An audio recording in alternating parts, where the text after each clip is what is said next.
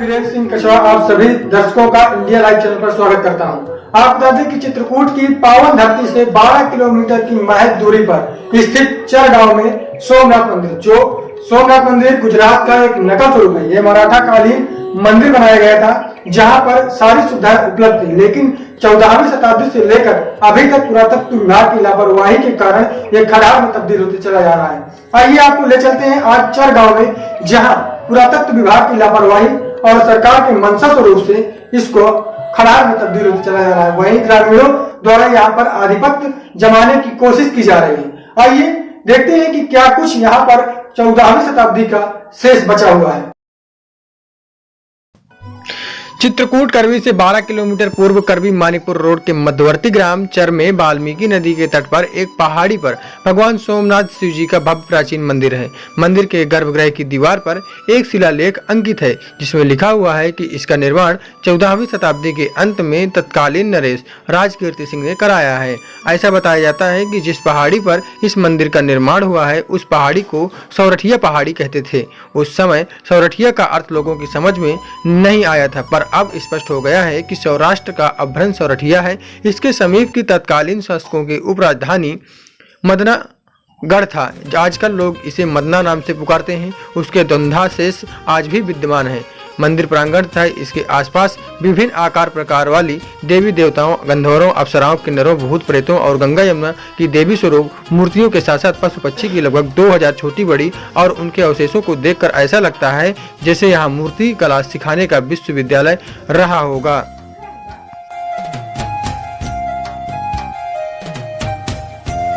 मेरी जानकारी में जहाँ तक ये है कि जैसे कि अपना गुजरात का सोमनाथ मंदिर है, उसी की ये दूसरी प्रतिकृति थी, मराठा कालीन ही है। और यहाँ पे जब मुग़लों ने मंदिरों में आक्रमण किए थे तो आपने देखा होगा कि ये चारों तरफ जितने पत्थर हैं, जितनी मूर्तियाँ हैं, बिखरी हुई पड़ी हुई हैं।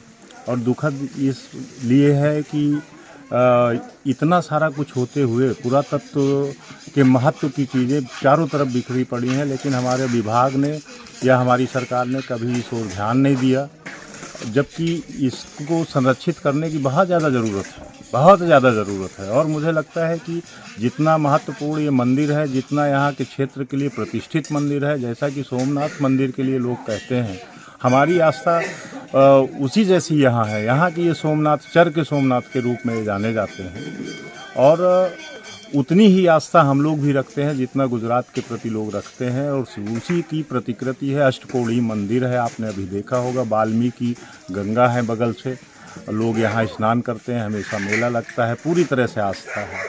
लेकिन केवल इतना है कि संरक्षण का अभाव है। ये मंदिर लगभग 2000 वर्ष के पहले का पुराना हुआ मंदिर। कहानी ये है कि मुगल शासन ने जो है, मुसलमानी शासकों ने जो है इसको तोपों से पहले उड़ा दिया।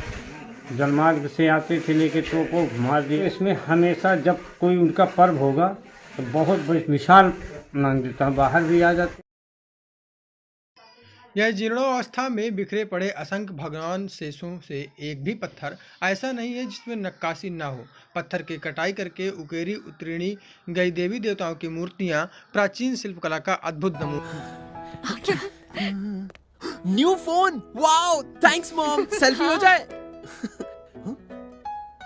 पाउट तो ठीक से कर। पाउट नहीं, बदबू है तेरी। डीओ बदलना पड़ेगा। पसीने की बदबू हो तो डेटॉल कूल। क्योंकि बदबू का कारण सिर्फ पसीना नहीं, उसमें छुपे जर्म्स भी होते हैं। इसलिए डेटॉल कूल, जो दे बदबू पैदा करने वाले जर्म से 100% बेहतर सुरक्षा और मेंथॉल की कूलिंग। माँ माने डेटॉल का धुला। यहाँ जीर्णोवस्था में बिखरे पड़े असंख्य भगवान शेषों से एक भी पत्थर ऐसा नहीं है जिसमें नक्काशी ना हो। पत्थर की कटाई करके उकेरी उतरणी गई देवी देवताओं की मूर्तियां प्राचीन शिल्पकला का अद्भुत नमूना है।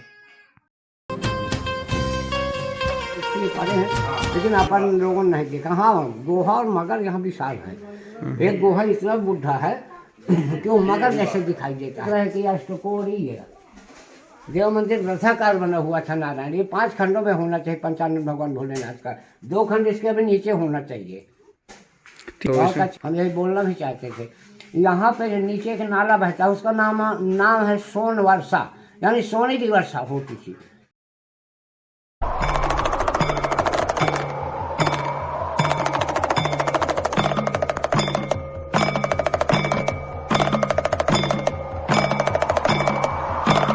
कहते हैं कि व्याघ्रदेव ने सौराष्ट्र के सोमनाथ मंदिर की तर्ज में चर के इस सोमनाथ मंदिर का निर्माण कराया था। अध्ययन दल का कहना है कि वर्तमान में मंदिर परिसर में लोगों द्वारा अवैध निर्माण कराया जा रहा है, जिससे ऐतिहासिक और पुरातात्विक धरोहरों को समेटे इस स्थान को नष्ट की जाने की पूरी संभावना है। चित्रकूट के महत्वपूर्ण स्थल दुर्दशा को प्राप्त है। इन स्थलों के विकास के लिए किसी बड़े जन आंदोलन की जरूरत है।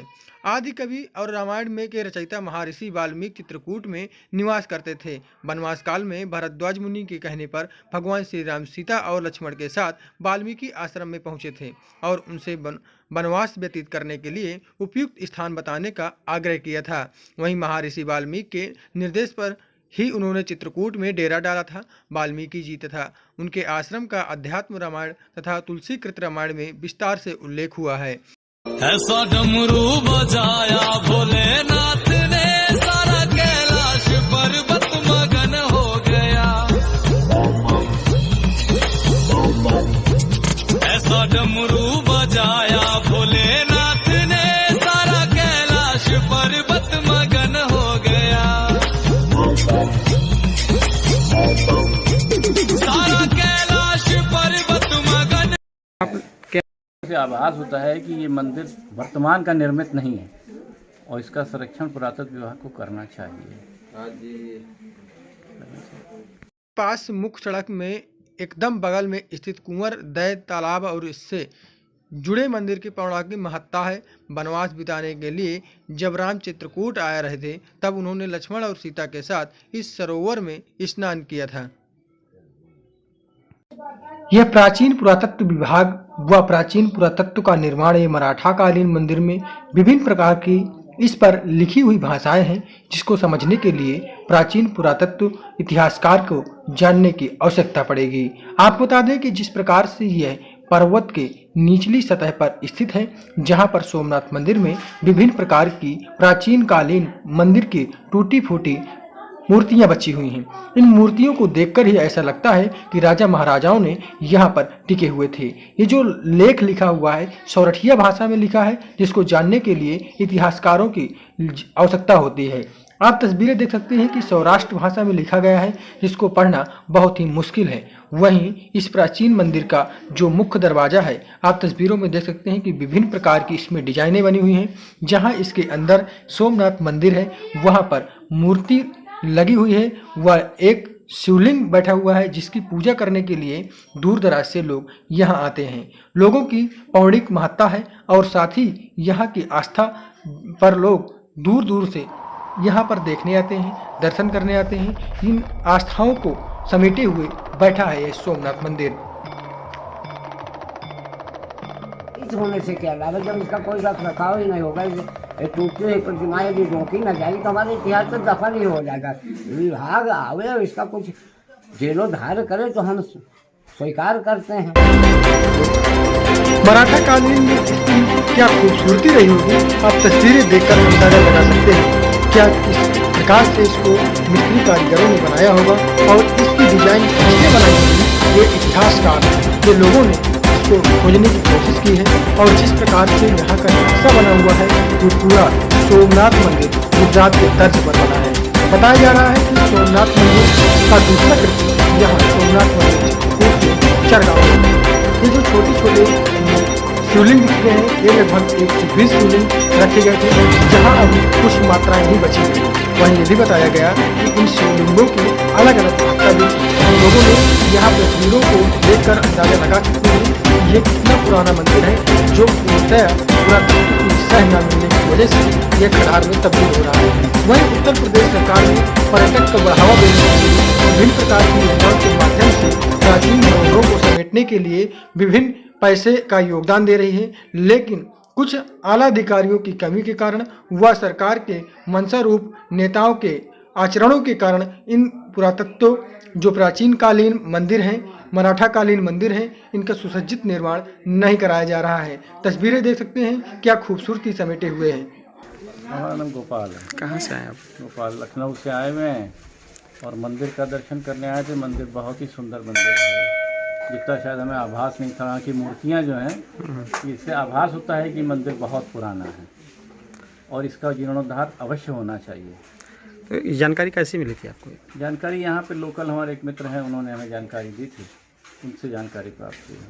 तो यहाँ के बारे में जानकारी दी, उसके बाद आपको कैसा लगा, यहाँ कैसा बहुत महसूस? सुंदर, बहुत सुंदर, बहुत सुंदर, बहुत सुंदर। और अंदर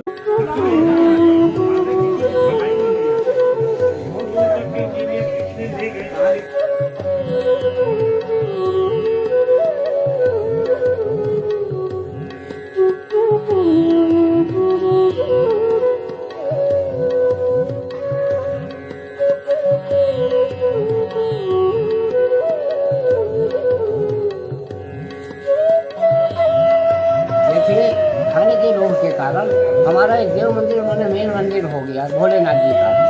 इसके इर्द गिर्द यानी चारों दिशाओं में छोटे छोटे 121 मंदिर बने थे। जैसे आज सूर्य मंदिर कोणार्क बना हुआ है, उस दक्षिण कला पाश्चात्य से उत्तर कला में अपना पूरा देव मंदिर निर्मित बना हुआ था।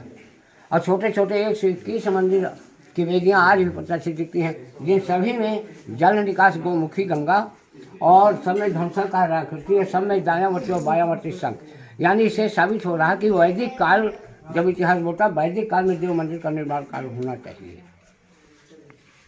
ऐसा डमरू बजाया भोलेनाथ ने, सारा कैलाश पर्वत मगन हो गया। ऐसा डमरू बजाया भोलेनाथ ने, सारा कैलाश पर्वत मगन हो गया।